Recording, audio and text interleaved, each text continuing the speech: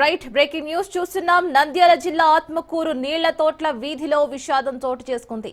కలుషిత నీరు తాగి 6 తీవ్ర అస్వస్థకు గురయ్యారు. దీంతో చికిత్స నిమిత్తం కర్నూలు ఆసుపత్రికి తరలించారు. అయితే చికిత్స పొందుతూ 2 మృతి చెందారు. కేసు నమోదు చేసిన పోలీసులు విచారణ చేపట్టారు.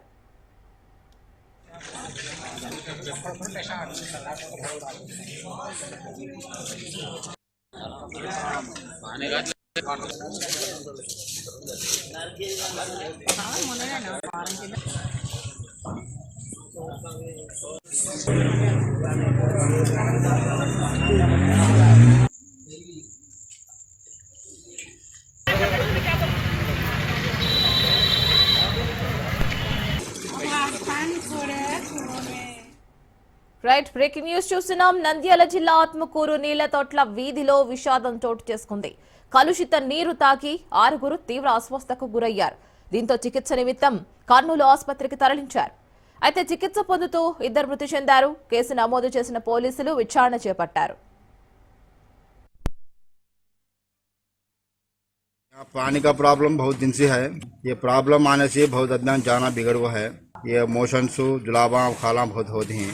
इसके बारे में अब आपको कंप्लेंट करे तो उसके बारे में आपको चक्कर दी सो पूरा पाइपलाइन सो प्रॉब्लम बहुत है। यहाँ पूरा पानी मोटर डाले तो पूरा पानी सो गलीस पानी नाले के पास बहुत गलीस पानी आता है।